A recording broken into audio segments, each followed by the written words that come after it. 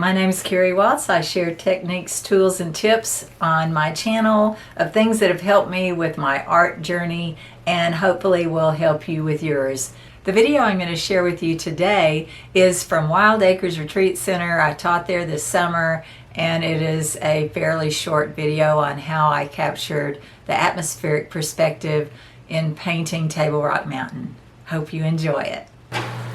Okay, so Table Rock Mountain, I want it to show in the distance, so I'm going to take a little of the blue. I think I already had some blue already mixed up, and I can test it.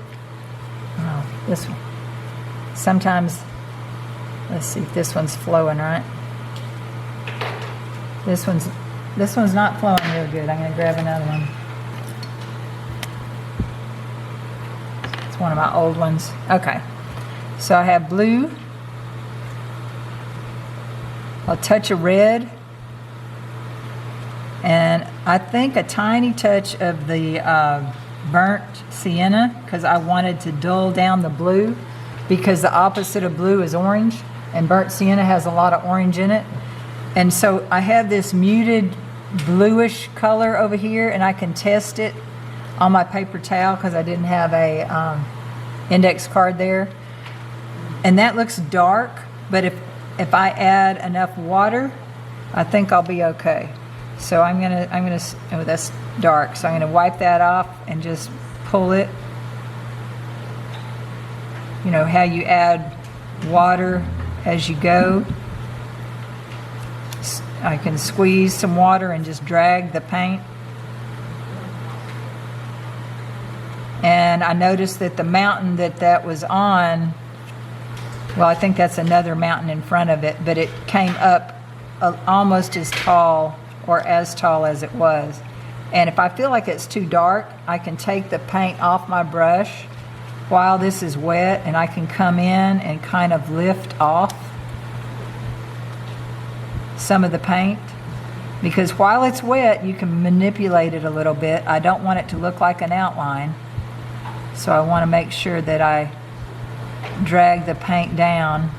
And then I also came across the bottom with water because I wanted that to be a very soft edge and almost like there's cloud. If you looked at the ridges of the clouds, of the mountains, you could see light before the next ridge. Okay, so then I take that same mixture, add a touch more blue to it, maybe a touch more yellow to it. I still want it to lean more toward blue, and I think it does.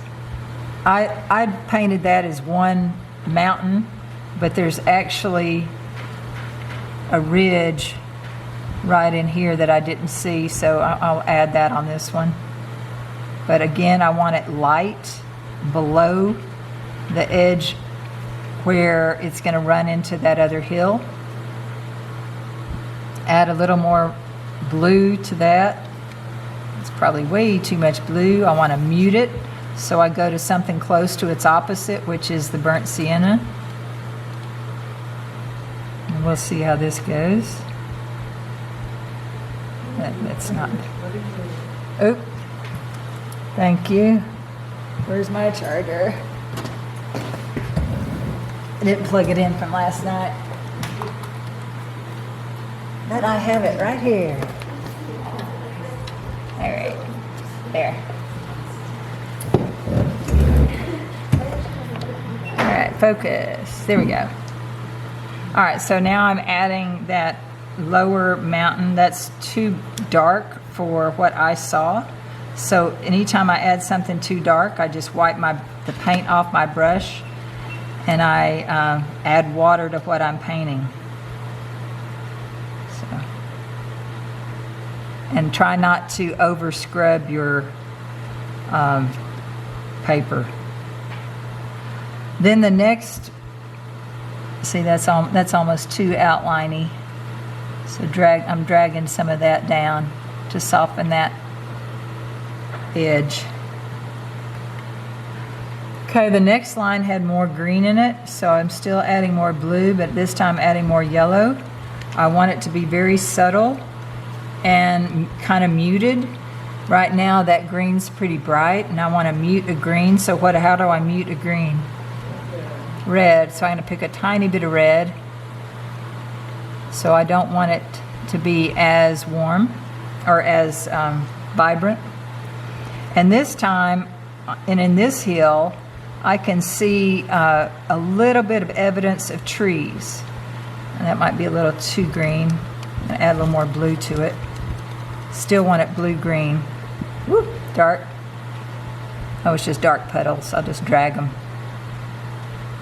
So I'm kind of bouncing along the edge, but I'm laying my brush down, so my brush is getting the paper wet. And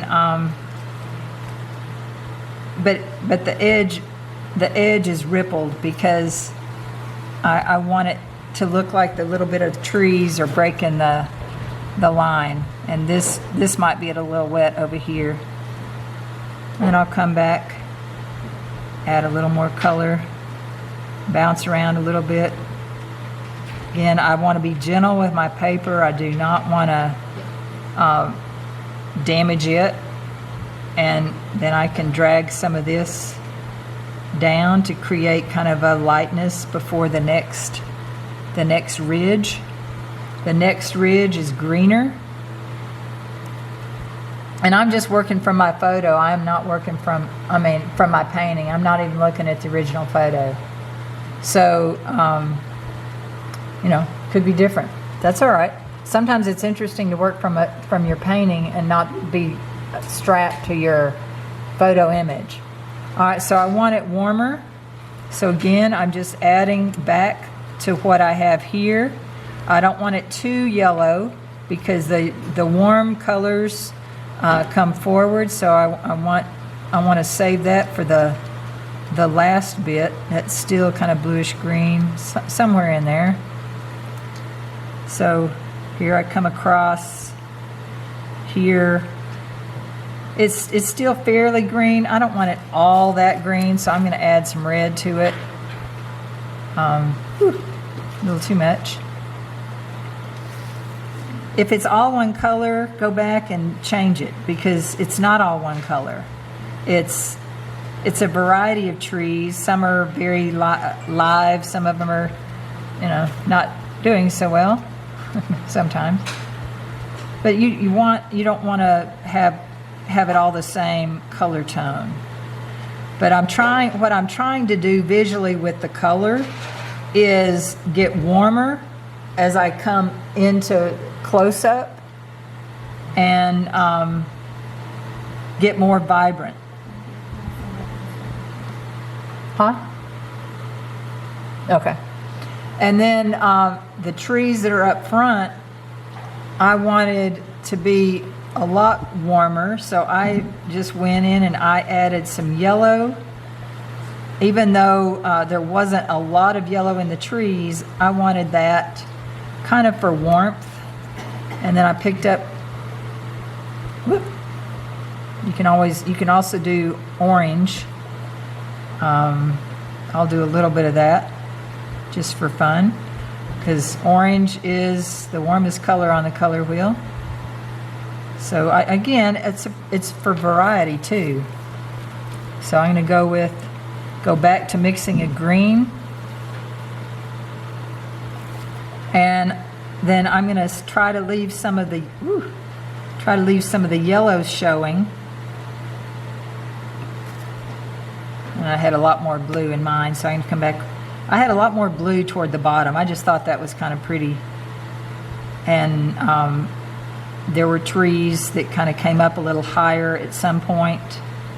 You don't want them all to be lined up and beautifully in order. Just change the height so that it's not all the same. Because, again, like I said earlier, our brains like to create pattern. And if there's not pattern in what you see, your brain wants to make it. So, I would probably add a little red to that too to tone it down to make it more purple. Purple is a great shadow color for green. And just that to me gives the illusion of trees up front and overlapping hills in the distance. Then I remembered that I looked up and said, y'all see the yellow haze above the mountain? And so I did the yellow haze when I knew the Table Rock Mountain was dry. So I turn it this way and come at it like this and just lay in the yellow haze. Then I'm going to come back with water and just add more water as it goes up. I don't even think I put any blue in the sky, but if you want to put a little blue in the sky, you can way up high. But it was still kind of hazy. So I would do it, very, very lightly and let it just meander into the yellow. But having just a little bit of warmth to separate the cool of the mountain with the mountain sky helps give, I think, a nice variety in your warms and cools. If all I did was blue and then blue and then blue and then green and green and green and didn't cut in some warmths of the yellows and the reds and in the various places, I think it would read more less interesting. Does that make sense? Yeah. Okay. All right. Well, I filmed that, so maybe you'll see it on YouTube someday if you follow me there.